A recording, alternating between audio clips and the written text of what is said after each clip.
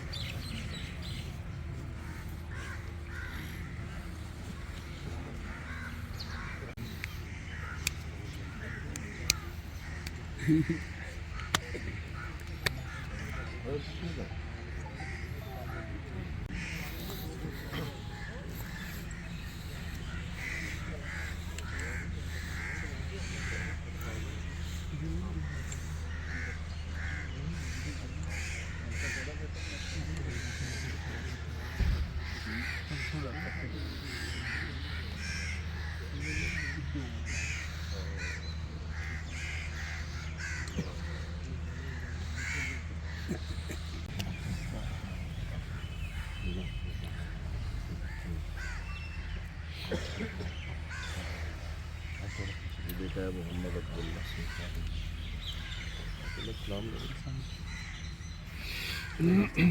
अब्दुल्ला रास्ता छोड़ के बैठने साइड पे आगे आगे सारे सब पीछे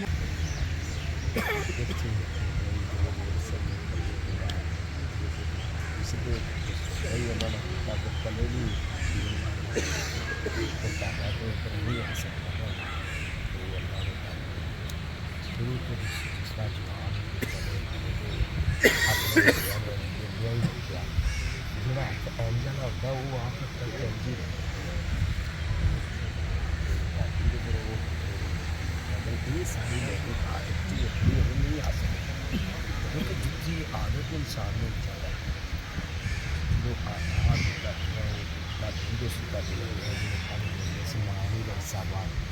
जो सारी सोच इंसान वाली ऊपर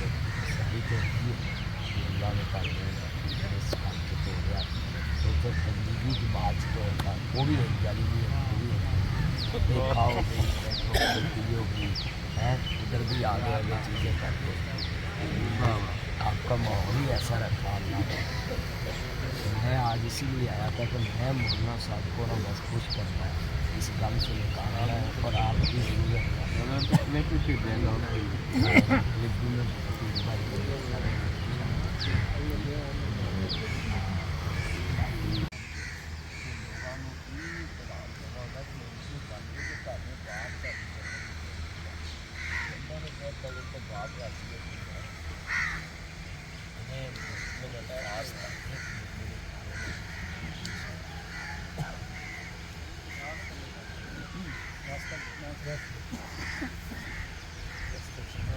ऐसे ऐसे लोग आ रहे जो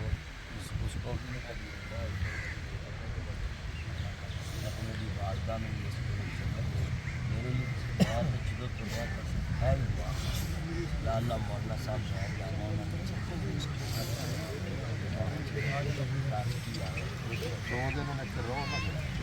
मैं आवागा मैं चला इसको बयान है मेरे को फाउंडेशन तो होता है ना तो फिल्म भाई में मेरा बयान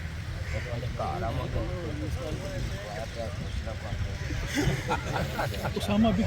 खड़ा होना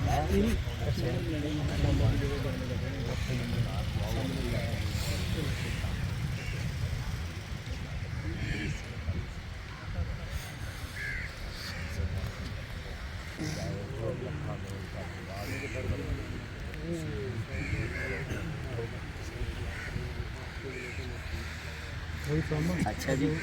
ये बहुत बड़ी बस्ती के बेटे हैं, किसी को क्या पता है इसका बाप लाखों को पता समझ ही नहीं।